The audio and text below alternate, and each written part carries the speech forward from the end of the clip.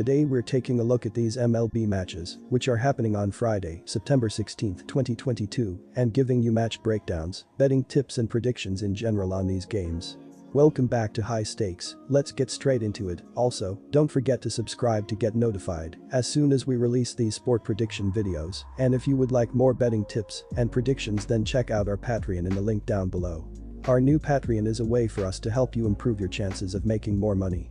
Multiple plans are available for each and every one of you. You can get 30 extra betting picks all the way up to 360 extra betting picks per month.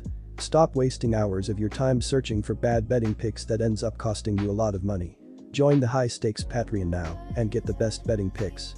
Going back to our video, we will give you 2 betting picks for each game, a team pick and a total pick based on facts and detailed explanation. So make sure to watch our videos till the end so you don't miss any of our picks. Miami Marlins vs Washington Nationals. The Marlins have completely dominated the Nationals this season, winning 12 of the 13 meetings. The Nationals continue to struggle, dropping 7 out of their last 8 games. They have surrendered 5 or more runs in 6 out of their last 7 clashes. Furthermore, Marlins starter Jesus Luzardo is having a fantastic season. He has now allowed 2 or fewer runs in 5 out of his last 8 starts and is sporting a dazzling 2.54 ERA in 8 road outings. Nats starter Josiah Gray has struggled against Miami this season, recording a poor 5.24 ERA in 4 starts. Our team pick is Miami Marlins for the win. The Marlins are averaging 3.55 runs per game and 3.58 runs per game on the road. They averaged 5 runs per game in their last 3 games against the Nationals. With Washington giving up 5.31 runs per game at home, the Marlins will go over their average in this game. The Nationals are averaging 3.85 runs per game and 3.72 runs per game at home. They averaged 3 runs per game in their last 3 games against the Marlins. With Miami giving up 4.17 runs per game on the road, the Nationals will score enough runs to push the score over the total.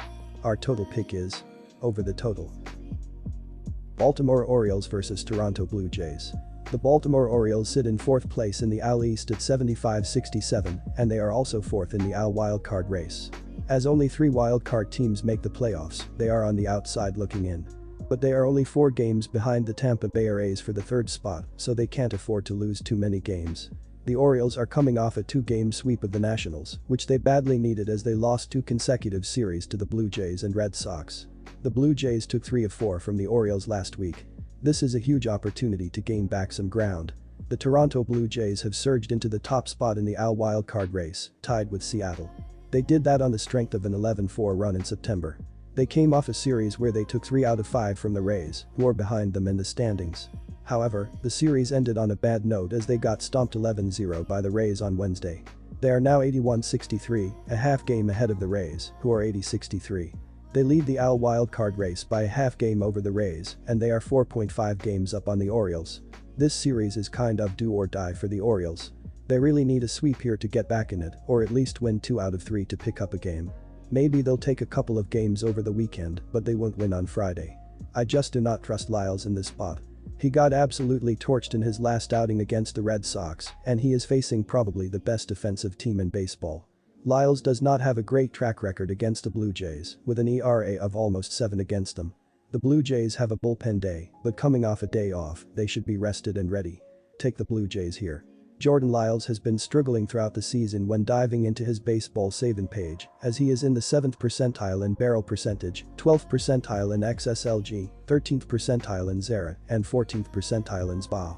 He has 6 different pitches: fastball, slider, sinker, curveball, changeup, cutter, and his sinker has been getting hit as it has a .314 batting average and a .438 slugging percentage thus far. Lyles faced Toronto twice this season and is 2-0 in 11 innings and gave up 6 runs on 13 hits, with 1 hit by pitch, 4 walks, and 8.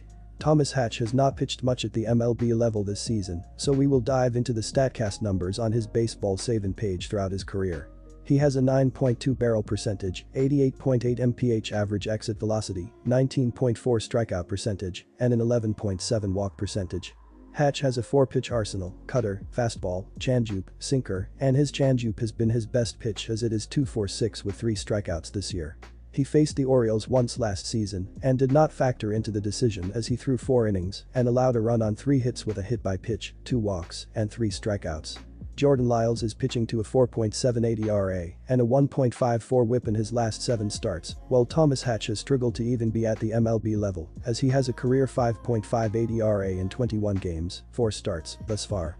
Both teams have played 50 games in the second half of the regular season, as Baltimore is scoring 4.84 runs per game, while Toronto is averaging 4.14 runs per game. Looking at the first 13 games of the regular season between these teams, they are averaging 10.38 total runs per game against one another, so go with the over to hit here as well. Our total pick is over the total. Minnesota Twins vs Cleveland Guardians. The Minnesota Twins spent much of the year in first place in the AL Central, but the Guardians caught fire and took over first place. A big part of that run has been their dominance over the Twins. They are 9-4 against the Twins this year and have won 5 straight. So, not counting Thursday's game against the Royals, the Twins are now 5 games behind the Guardians in the division. Just as a strong showing in this 5-game series can bring them closer to Cleveland, another bad showing or wipeout could pretty much end their season. The Twins have not yet named a starter for Friday's game. Chris Archer would have been the starter in this spot, but he is out for the season with a pectoral injury, which he got after his start against the Guardians last time out. The Twins staff has been decimated by injuries, and there are not a lot of options left, so it will likely be a bullpen day or they'll call someone up from deep on the depth chart. The Twins have a team ERA of 4.00, which ranks 19th in baseball. The bullpen has an ERA of 3.89, which is 15th in the league. Just as this is a big series for the Twins, it is also important for the Guardians, as they could basically, for all intents and purposes, end the Twins season with a string showing. The Guardians have dominated the Twins this year, so they come into this series with a lot of confidence. Plus, they just swept the Angels and are one of the hottest teams in baseball, winning 8 of their last 9 games. They had a 1-game series with the White Sox on Thursday afternoon, which they lost 8-2, to snap their 6-game winning streak and fall to 76-66 on the season. They are just 3 games up on the White Sox. The Minnesota Twins have a great opportunity to gain some ground in this series, but it won't happen Friday. This series will begin with a win for the Guardians, as this is a tough spot for the Twins. 1. They played Thursday night at home and then had to travel to Cleveland for this game Friday night. The Guardians played Thursday afternoon at home and basically get a half day off with no travel as they remain home for this series. But also, the Twins pitching staff has been decimated and they will be forced to go with a bullpen day or call up someone from lower on the depth chart. Plus, the Guardians are just playing much better right now. Take the Guardians here. The Minnesota Twins have been doing well throughout the regular season at the plate as they have a .727 team ops, which is 10th in MLB, while scoring 4.36 runs per game so far. Shortstop Carlos Correa has been hitting pretty well this year as he has produced an .823 ops with 20 homers and 57 RBI with 53 walks and 104 strikeouts.